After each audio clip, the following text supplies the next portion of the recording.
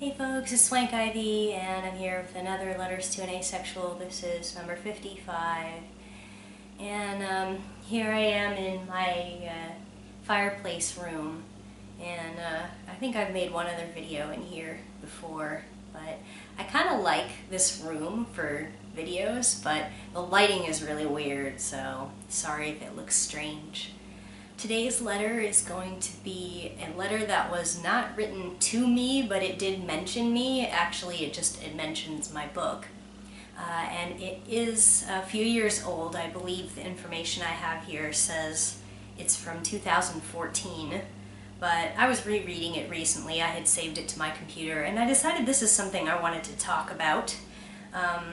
So this was kind of an article slash attack piece in a funny way of phrasing. Like, he tried to act like it wasn't really an attack on asexuality because it was all humorous, but to me it wasn't too humorous, and I will explain to you why. You may have seen this back when it came out in 2014. It was published in Taki's magazine. I don't know if you're familiar with that publication. I was not really, but other people were saying that this is very typical for that author. And he published an article called Asexuality, It's Not Just for Plants Anymore. Hilarious. So first I will read you what he wrote and try not to interject my commentary, and then I'll go back through it and kind of skim it and read some of the parts that I want to talk about, and I'll give you a little summary at the end about why this kind of thing, even if it's funny, it's not funny to us and can actually do damage. So, okay, here's what he wrote. Asexuality, it's not just for plants anymore. Nay, it is now a designated sexual identity for humans who aren't horny. But it is much more than merely an individual identity, because the internet makes everything exasperatingly social. Asexual individuals now also comprise a community. Even more aggravatingly, asexuality is a movement. It's a moving community. It's a community that's moving around, not having sex. It is a living, breathing, moving community of sexually disinterested individuals whose lack of shared attraction acts like a magnet, drawing them all together under the same limp, dry umbrella. Members of the asexual movement are quick to distinguish themselves from celibates. The latter, they argue, are innately horny, yet restrain themselves from acting upon their carnal impulses. Asexuals, however, simply aren't interested in sex, whether that qualifies as a sexual orientation or a sexual disorientation is anyone's guess. Asexual activists, yes, they exist, and come on, if they're not having sex, they have to be active doing something. Successfully agitated the American Psychiatric Association to designate asexuality as a legitimate identity rather than a medical or psychological dysfunction in the latest version of the Diagnostic and Statistical Manual of Mental Disorders.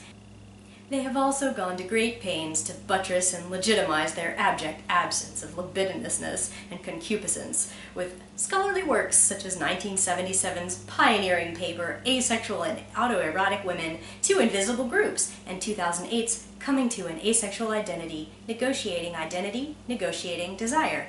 This month saw the release of a full-length book called The Invisible Orientation, An Introduction to Asexuality, which will surely become the Mein Kampf of the chronically unaroused. The asexual community boasts an absurdly vast pool of resources for individuals who wish to bond and network with the sexually disinclined. This past June saw the second annual International Asexuality Conference in Toronto.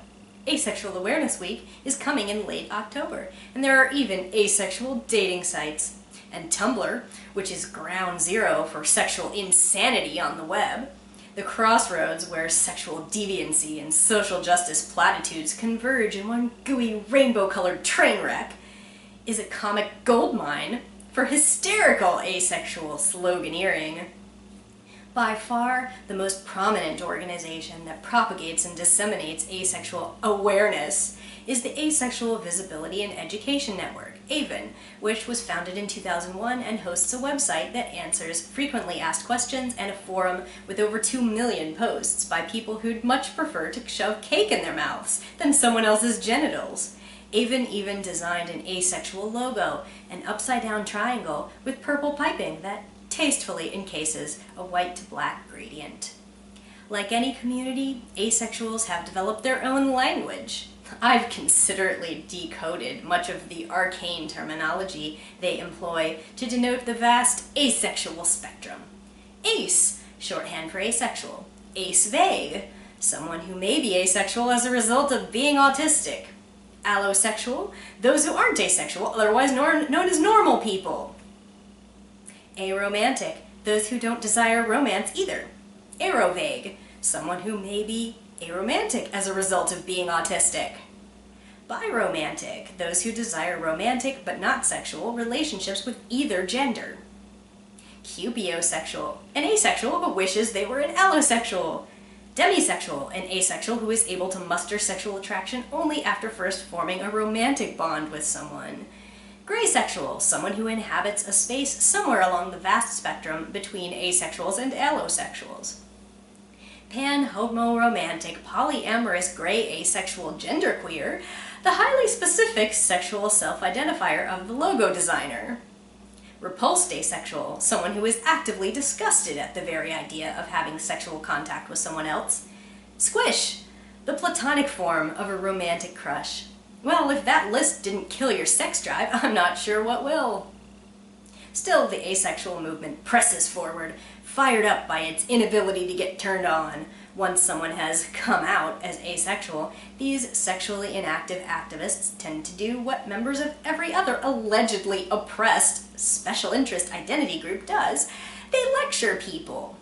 Do not call them frigid. Do not call them repressed. Do not call them crazy. Do not assume they were molested. Do not suggest they have a hormonal imbalance, and do not insinuate that they merely haven't met someone who knows how to properly deliver the groceries. Hilariously, because intersectional squabbling among self-designated victim groups is always hilarious, asexuals have tried noodling their way into the so-called LGBT movement, only to be rebuffed by many homosexuals, bisexuals, and transsexuals who scoff at the idea that asexuality is a sexual orientation.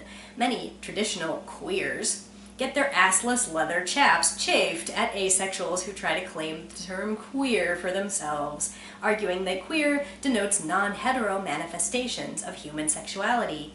Emphasis on the sexuality. Ironically, the asexuals, who refuse to take it in any whole, wind up getting it from all sides. Oh. So now I'm going to go back through it and see if I can pick out the parts that I want to discuss. Let's see. Alright. It is now a designated sexual identity for humans who aren't horny. Funny how someone who mocked our need for definitions still isn't getting that right.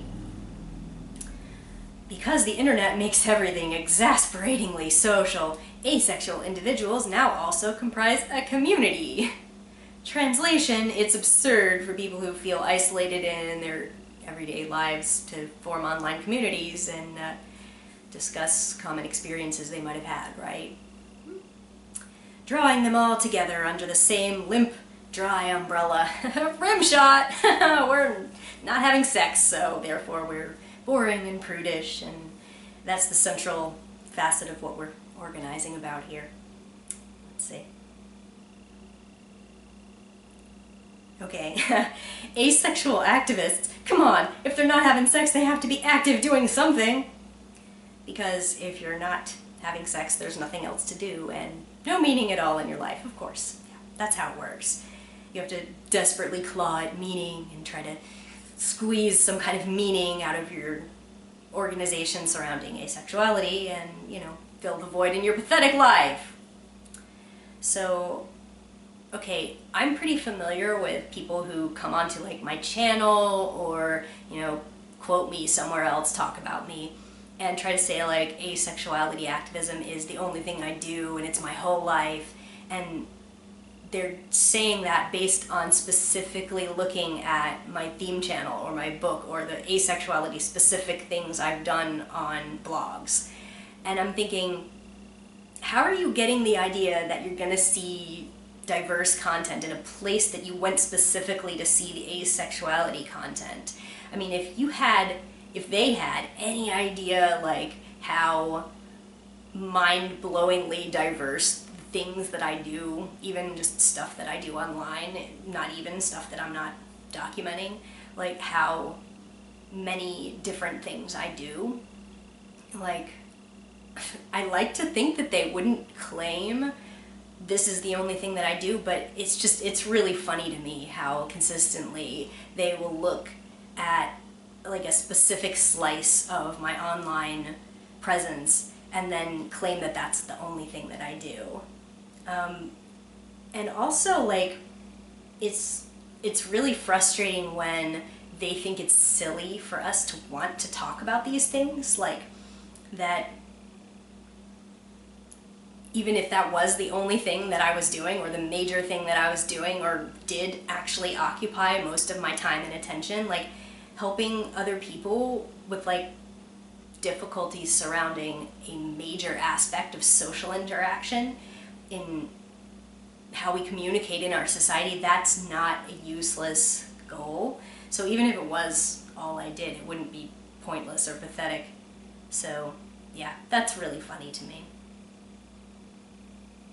Okay. They successfully agitated the American Psychiatric Association to designate asexuality as the legitimate identity rather than a medical or psychological dysfunction.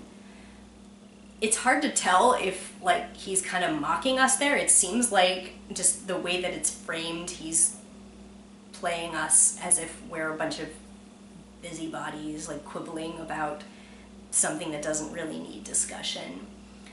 But, you know, like, other detractors are always, like, yammering at us about how we don't experience institutional oppression and, you know, therefore we have no business joining forces with other queer groups and other marginalized sexualities.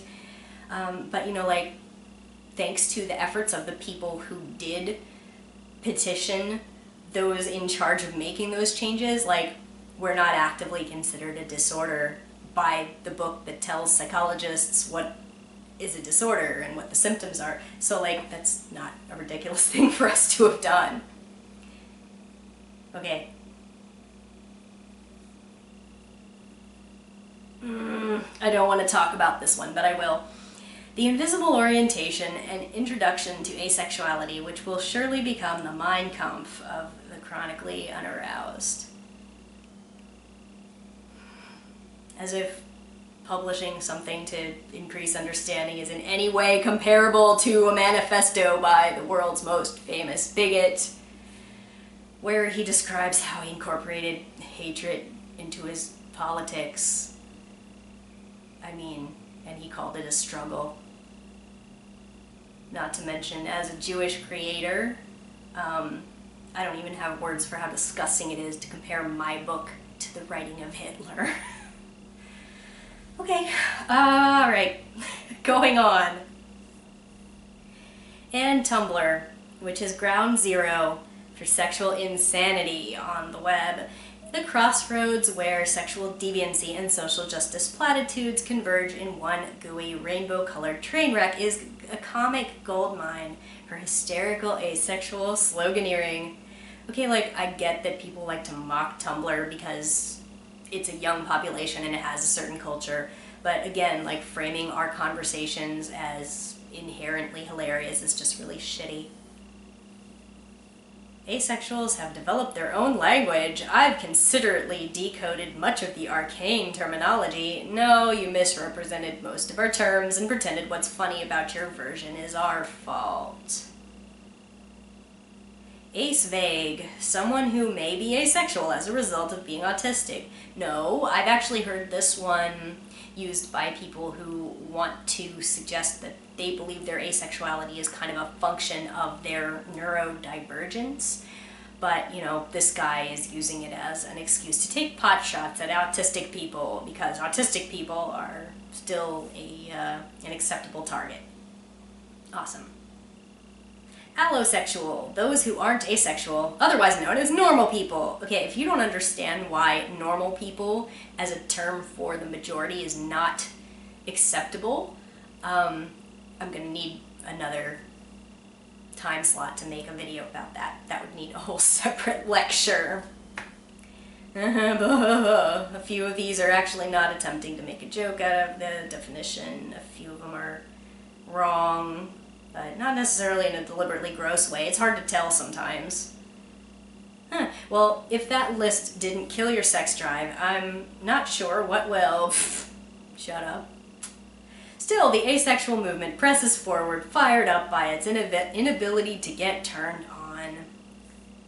You know, this kind of misrepresentation is freaking everywhere. Like, that we're organizing about, like, the lack of anything that's happening in our pants, like, that's what we're organizing around. And it's like, they suggest, oh, well, there's nothing to organize about if that's what, you know, it's literally nothing, ho ho ho.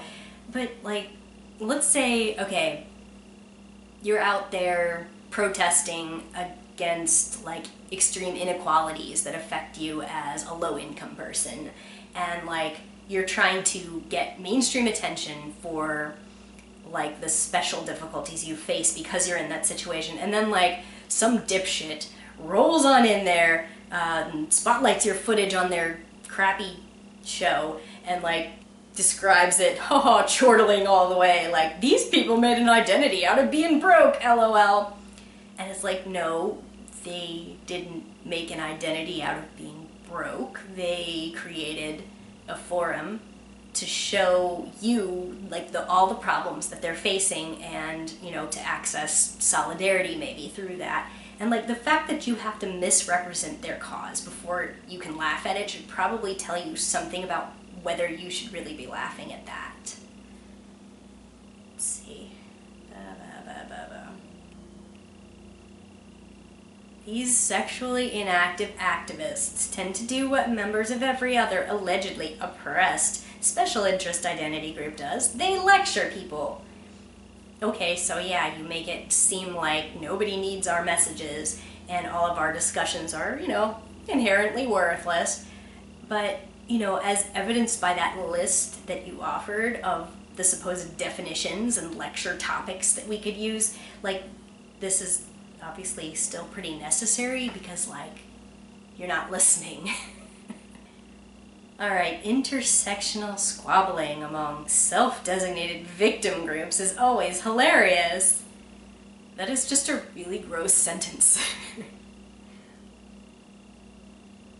Many traditional queers get their assless leather chaps chafed at asexuals who try to claim the term queer for themselves.